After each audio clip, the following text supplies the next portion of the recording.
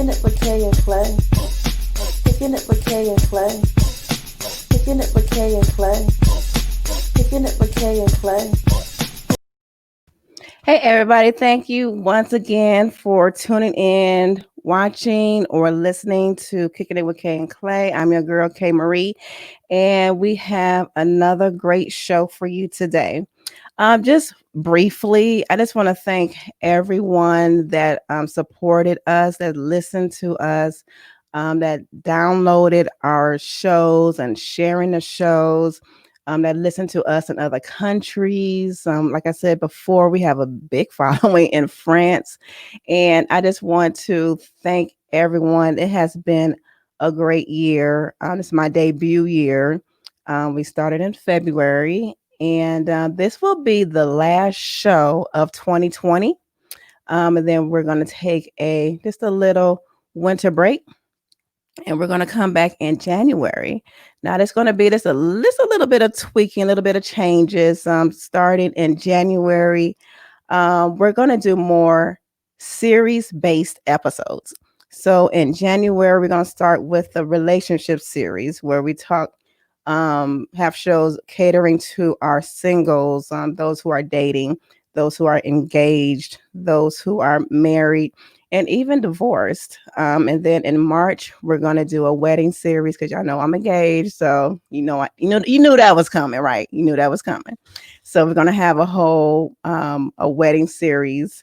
And then we're gonna have in March a self-care series. And then in April, we're going to have a transitions series. There's different transitions that we go through in life and how to combat those. And then with our center stage, we are going to move those to every fifth Wednesday of the month. So center stage is still going to be popping, but it's going to be every fifth Wednesday of the month. Okay. All right. And today, ladies and gentlemen, we have a great show with someone who is doing the thing. Okay, she is have a great passion for education for kids. And while I was on Instagram, y'all know how I do. I'll be on Instagram. That's a great networking tool. Okay, so find great people on Instagram. And I came across one of her flyers, and we're going to talk about this on the show today. You might see it in the background of this show, if those of you who are watching, about her holiday book drive. She's going to talk about more about that. But what really wanted me to get her on the show is part of her mission statement. She wants to be instrumental in stopping the school to prison pipeline. And we're going to talk about that too. So without further ado, let me introduce today's guest. So today's guest is a graduate of Indiana State University, where she earned a communications degree with a public relations concentration, and she minored in human resource development. At a young age, she knew the importance of education. She spent a lot of time mentoring students, transitioning them from high school to Indiana State University.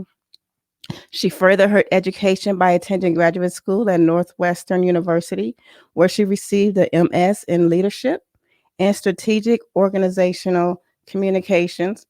She relocated to Atlanta, where she launched a legacy public relations and entertainment business, where she worked with different actors and actresses, businessmen and businesswomen, helping them with their various campaigns and amplifying their brands. But she couldn't shake and she couldn't ignore her yearning, wanting to help others to succeed academically. And in 2014, she created School First Incorporated. It's a non-profit organization. It's designed to provide students with the knowledge on the functions of the entertainment industry while encouraging them to obtain success by the means of education. So without further ado, ladies and gentlemen, I'm going to add our guest today, Miss Kendra Crew. Hi, Kendra. Hello. How are you? Good, and you? I'm doing well. I'm doing well. I'm happy to be here. I'm happy that you accepted. Thank you so much. And you guys, like I said, Kendra, she is out here doing it, and it was so much about her. that I didn't mention just yet, but she is a phenomenal young Black woman doing the thing. Okay. Thank you. Thank you so much. You are welcome. So let's just get into it. I know you mentioned when I asked you for your bio, you mentioned that about the age of 13, you saw a lot of your peers, a lot of violence that happened when you were younger with your peers. Can you just mention that? I know that's really instrumental in what you're doing now. Absolutely. So, as I stated, coming from South Bend, Indiana, unfortunately, such a small city, it was plagued with a lot of violence. So, by the age of 13, I lost a lot of my peers to gun violence. Mm, And seeing that so close definitely impacted me. And so I had to determine, okay, what was going to be my way out of this and how would I be able to acquire success? So I knew automatically that education was going to be my ticket. at And a young age, you knew that. I mean, and now I will say, luckily, my mother, my educators, they, saw something in me. And so they just really, really made sure that they instilled the importance of education. So I ran with it. I mean, high school, I graduated ninth in my Mm, high school class. Indiana State, I graduated with a 3.8. I'm a okay. freshman with a 3.9. So I've just Okay. always been extremely serious about my education because nobody can take that from me. That's true. Now, with some people, studying come easy. People are good test takers. So, is it innate in you, or did you have to like work at that? I mean, I know you worked at it, but some people it just come easier than others. So basically, I mean, I did study a lot. Mhm. I sat in the front of my classes, every single one. I made sure that I built a rapport with the teachers Okay. or my professors, just, so that they knew I was serious about my education. So, again, studying, when you go to college, you have a lot of options. You can Mhm. do the partying or you can make sure that your education is up to par. So I just definitely made sure that education was my top priority. I mean, I had something to prove because, Mhm. unfortunately, um, a lot of people counted me out. And that's just the reality. So I had to prove a lot of people wrong. And so I just ran with it. I worked hard and I made those naysayers a believer. So why did people count you out? You know, I don't know. I think it's honestly just something within our community or just Mm, perhaps in my small community. Just, the goal was, work at the hospital, work at the local factories. So having someone like me with, ambition to, go to college and go to one of the top universities and someone that unfortunately looks like me, mhm. that was surprising to a lot of people. I mean, even when I was in college and I was telling my professors that I was applying to Northwestern, they were like, well, that's a hard university to get into, even Wow. though I had Wow. all A's. So literally, my whole life has just been fueled, unfortunately, by naysayers, and I just had to persevere. Okay. Now, your high school or elementary, middle school, high school, was that predominantly Black or was that a mixture? It was mixed, but I took honors classes and AP classes, so the majority of my peers in those classes were not my race. Okay, and I kind of figured that because when you were saying like, you know, proving them wrong and the naysayers and mm, wow. Yeah, So I mean, it's hard out here to just want to be something, yeah, um, you have to make sure that you're mentally prepared and then having to block out everybody else. Um, so I had to do a lot of that. And still to this day, I just keep pushing. I keep my eye on the prize, and I just make sure that I just put good into the world, and what's meant for me will be. So, somebody could be watching, a high schooler, who wants to, better themselves through education. So, you mentioned that you had to block some things out. So, what exactly did you do to stay focused? Definitely, as they call it, your circle. Choose Mhm. your circle wisely. And again, with my community, I had access to good and bad. Um, but like I said, my family were very instrumental in making sure that I was exposed to what was right. Okay. So I just always just try to make conscious decisions and to, really think about, okay, if I do this, what will be the impact of that? Mhm. And I've just always just been that way, just making sure I assess the situation and just make good decisions.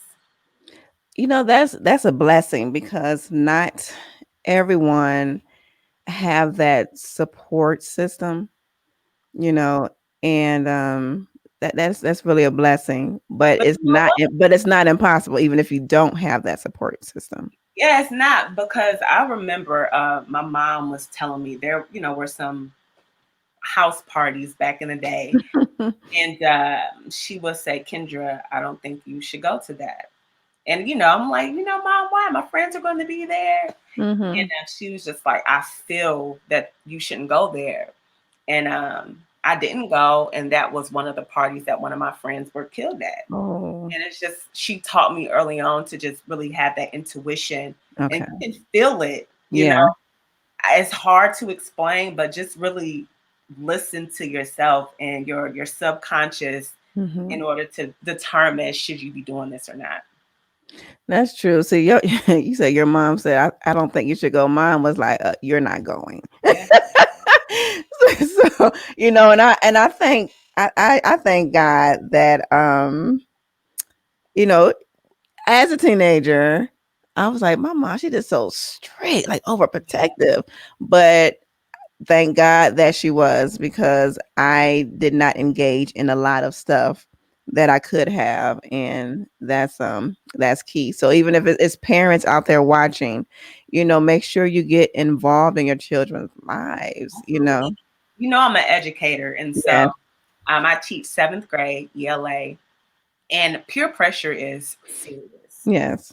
So, you definitely just make sure you have to let your children know right from wrong, because when they're in school with their peers, you just never know the pressures that are being put on them in order to try to fit in. But Hmm. if you build them up and build their character, they know they don't have to fit in. Just do you. My Yes. friends used to call me nerds, or okay, that's Right.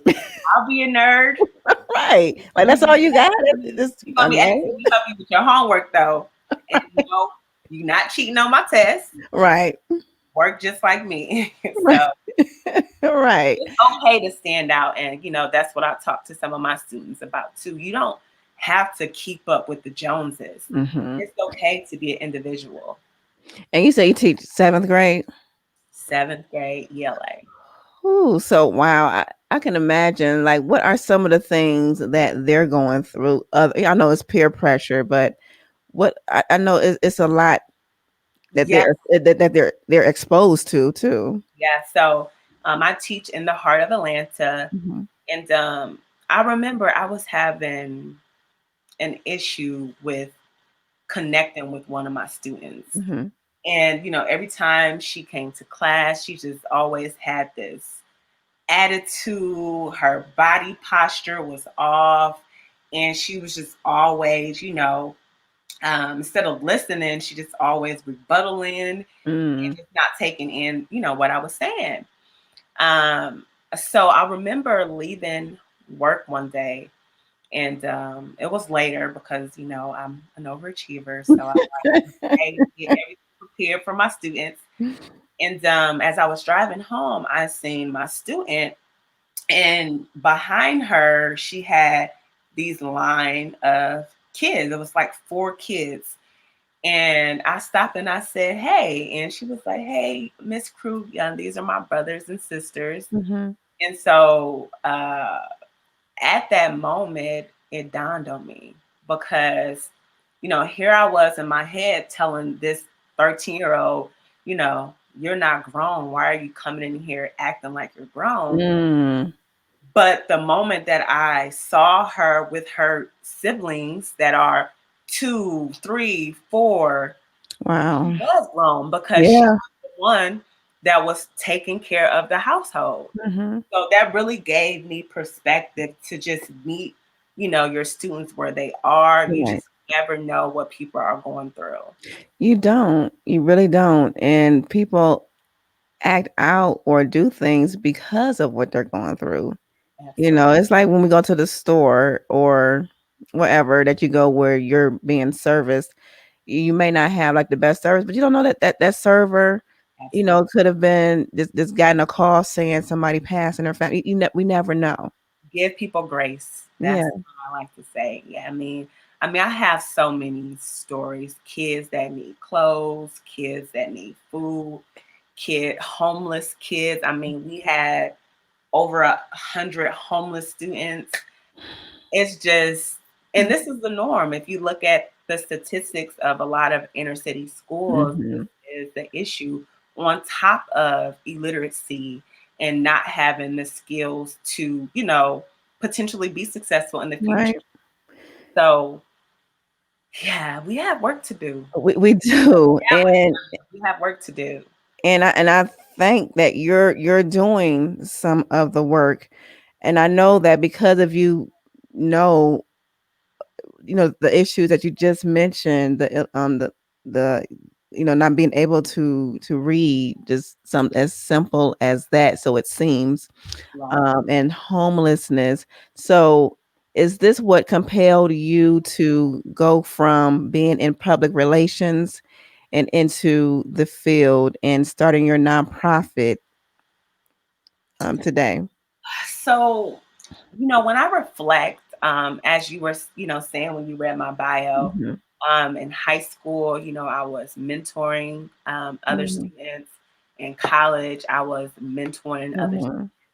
But I always had this big idea to, be this big publicist and just to help individuals with their brand. So, I made sure that I got the top education, put myself in the Yeah. location to acquire the success.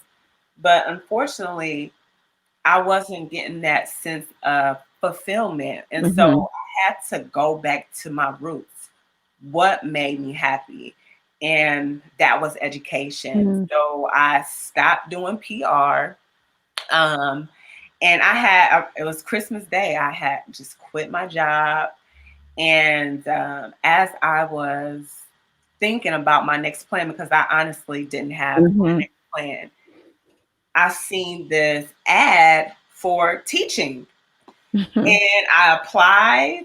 Um, I got accepted. It was a real rigorous process. I went through a Teach for America, Okay. and here I am today. I am a certified ELA teacher. I love what I do. It makes me feel good. So that combined with school first, literally my whole life is dedicated to education in some capacity. And that's your calling. It's like you couldn't get away from that, I couldn't. I Yeah. look, the big money for because Northwest Hmm. now, I did everything that I could, what I wanted, but Yeah. I realized that God had a different purpose for me. Hmm. And just what I've been able to accomplish from the classroom to even, seeing kids that I've purchased books for them.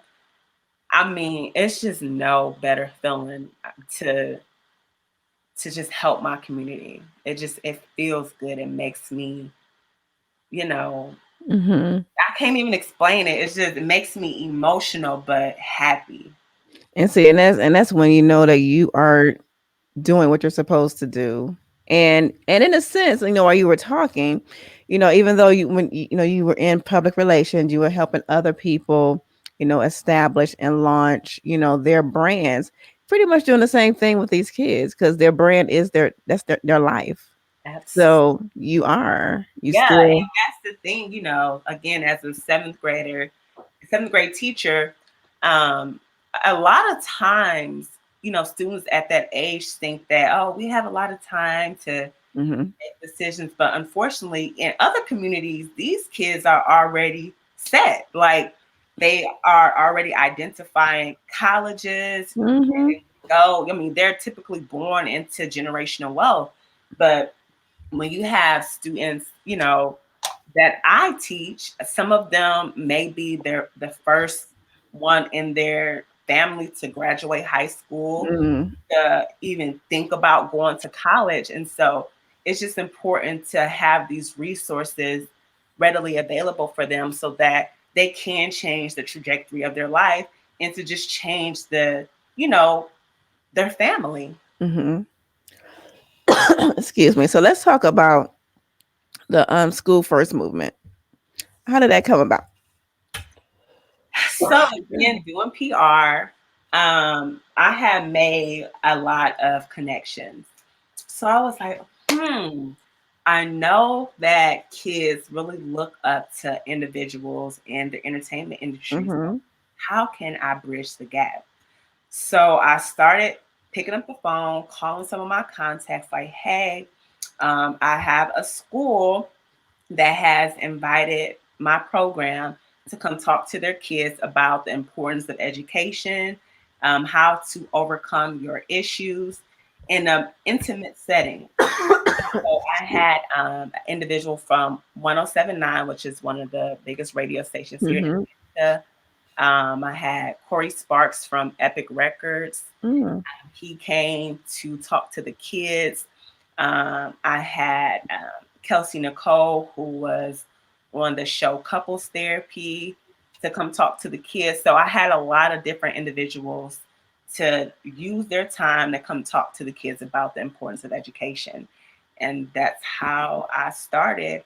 And before COVID, the last individual that I had to come talk to the kids was his name is J1, and he is the multicultural director at Pandora.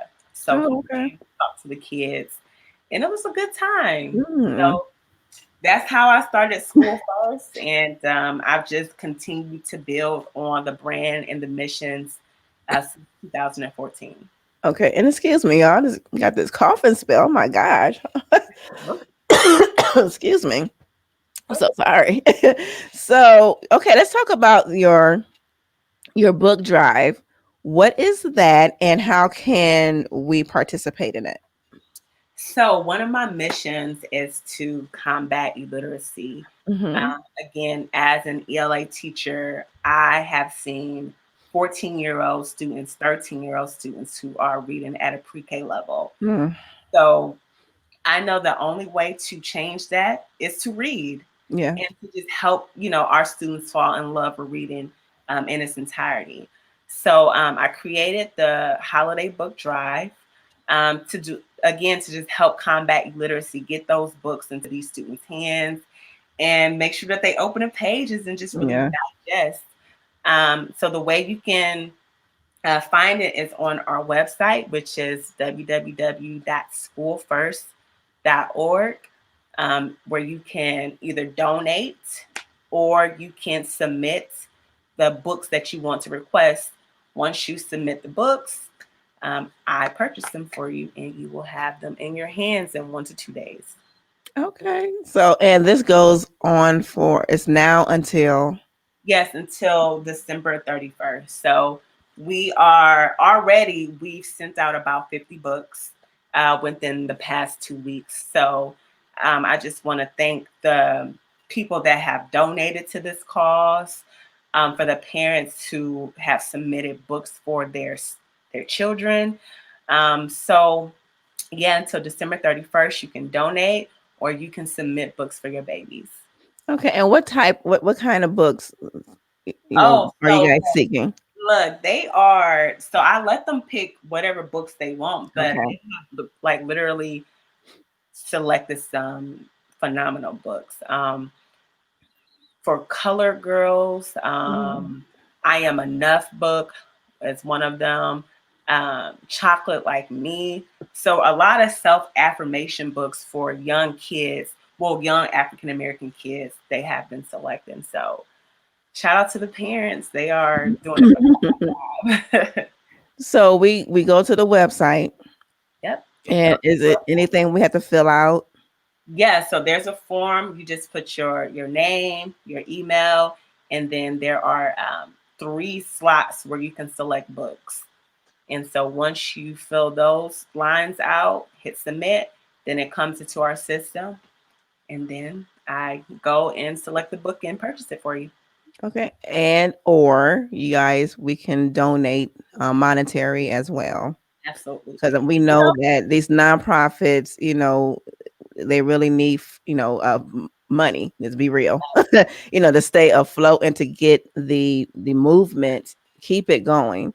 So when you hear of different movements and organizations that's helping people, especially kids, especially our kids, it's good to sow your seed or give your money into these type of organizations, and I'm sure that they will accept any size donation. I was just about to say that. I mean, from $2 to $200, Mhm. whatever. I mean, any type of donation goes a long way. So if you have 10 people who give $2, that's two books I Mhm. can purchase.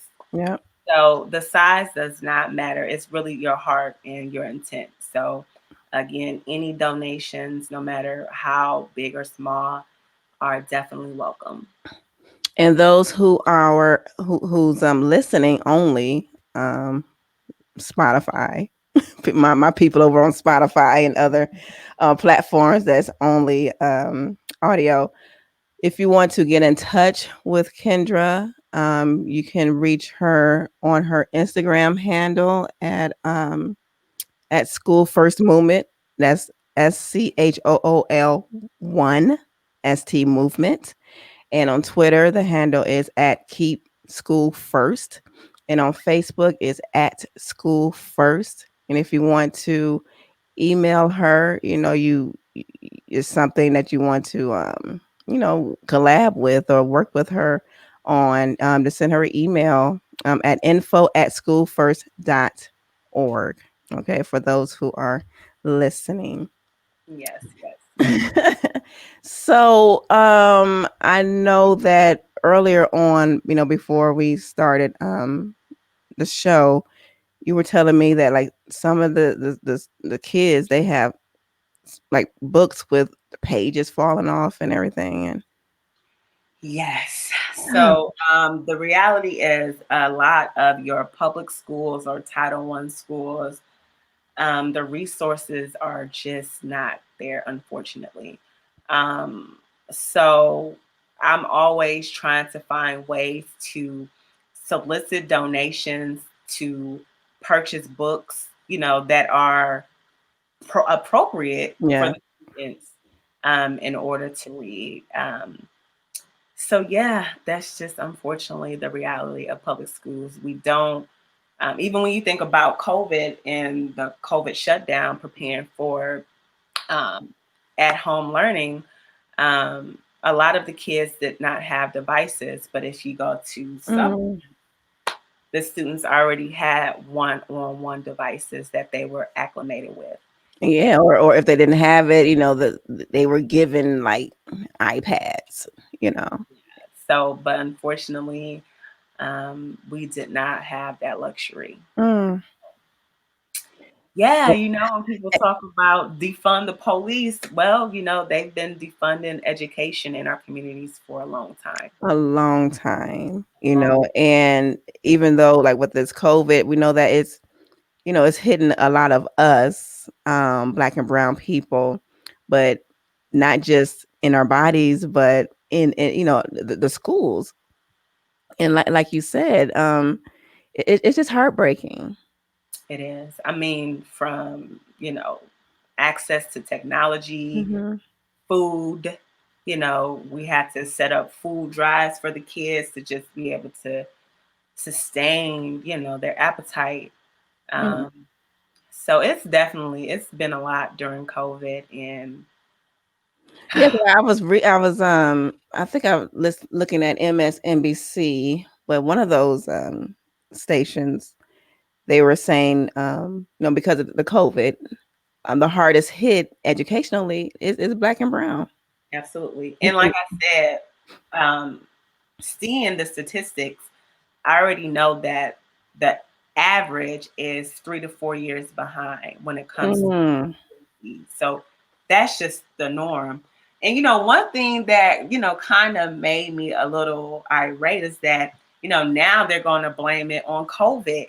But this was already occurring before COVID. Where was the outrage then? You got right, the statistics, that these kids are struggling with reading. So don't use COVID as an excuse. right. As a crutch. That's been occurring for a long time. Hopefully, it'll be something that will be done. I know it's a lot, and hopefully, with this new administration, um, we can get some type of relief, some type of help for our kids that's in, the inner cities, because, like we were saying earlier, education is priceless. It is what's going to keep you from not going to prisons. And I don't want to get too political here because people know I can, but it says something when in these cities and in these states where you want to build more prisons, more private prisons than schools. Because that says something. That they're saying a lot. you know. Hmm. Absolutely. And we actually teach a segment about that with our students. Like my students know what's going on. We always try to have these different conversations so that they are aware of what's going on. And, it just again gives them a reason to work hard and to Hmm. fight against the statistics that are, really designed for them to fail. Yeah, it is really like set up for failure. It really is, and I I like how you are helping your kids see that.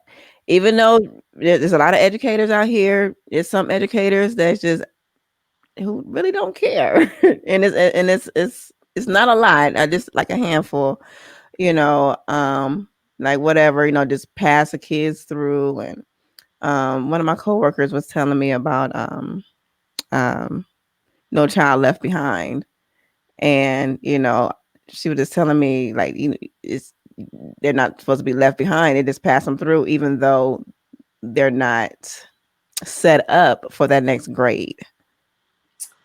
That is 100% true. Just get them through. So that's why, Mm. phrase it takes a village. Yes. It takes a village.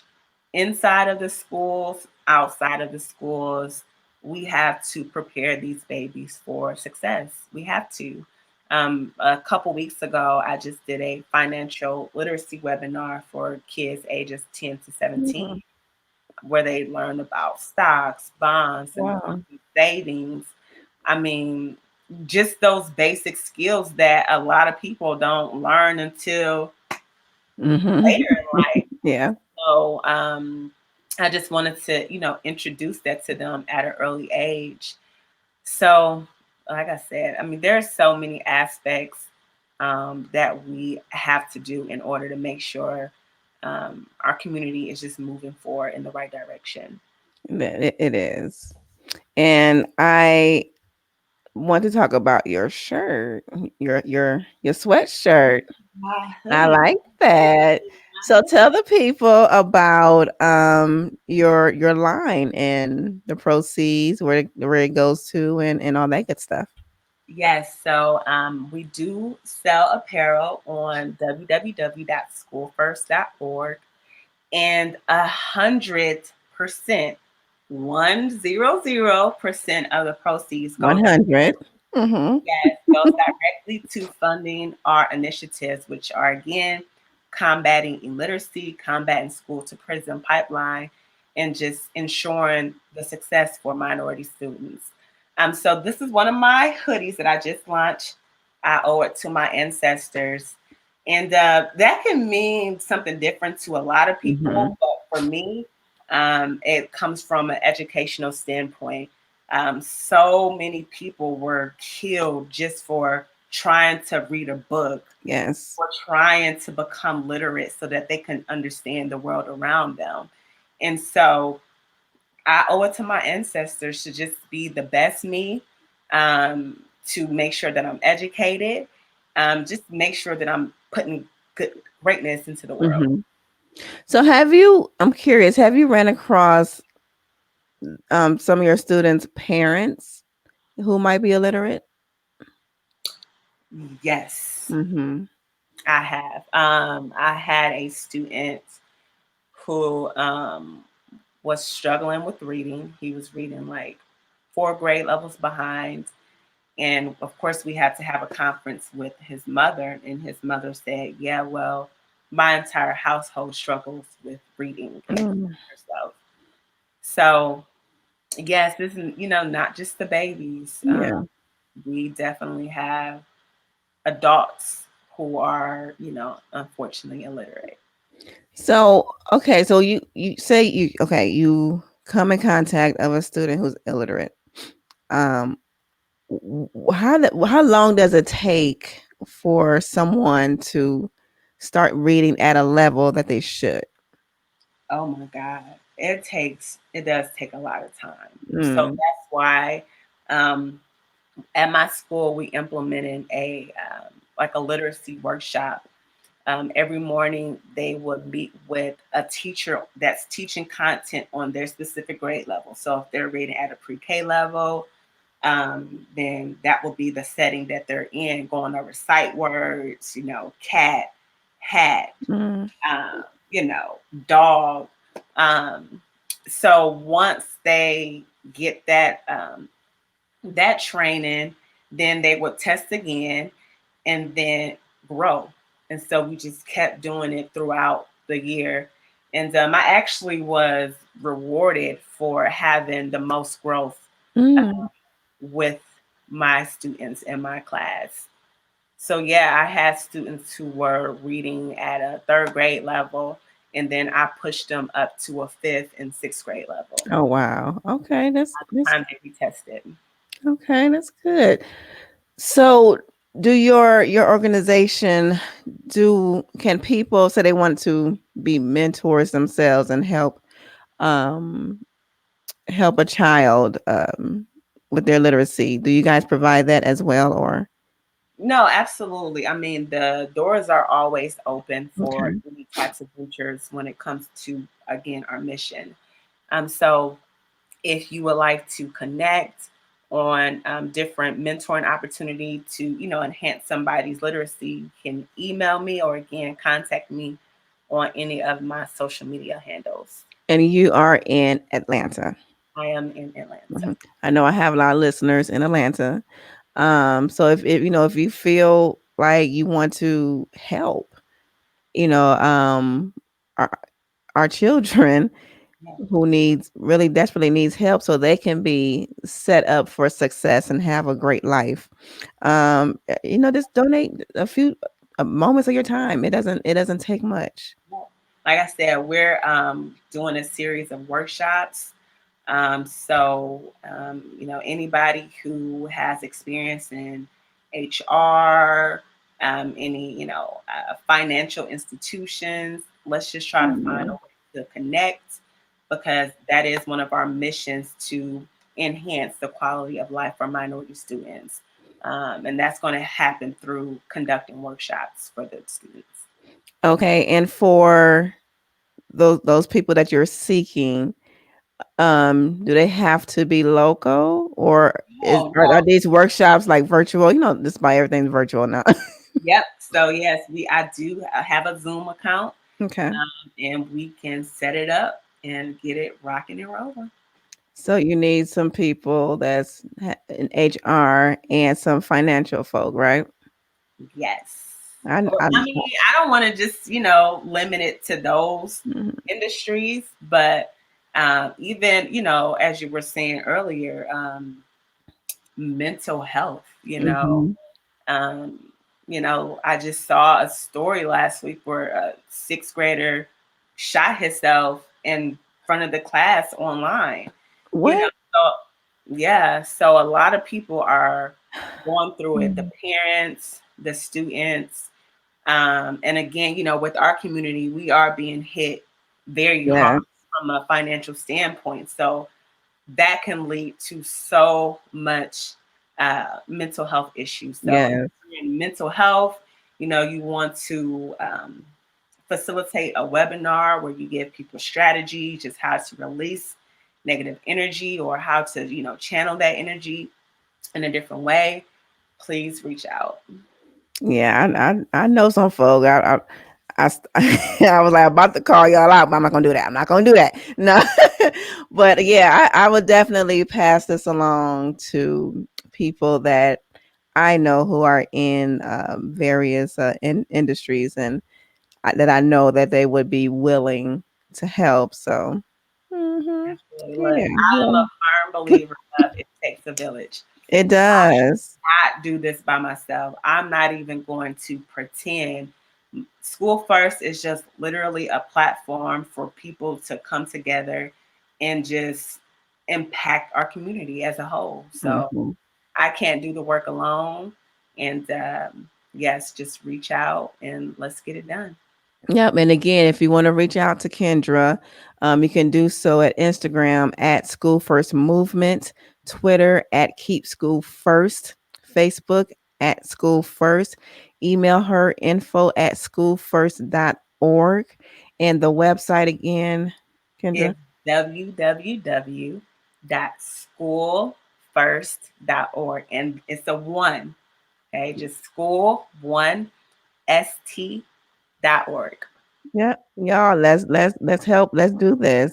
Our kids' lives are in the balance, and we owe it to our future And our ancestors. and our ancestors to make sure that we do what we can do to make sure that our youth have a great future.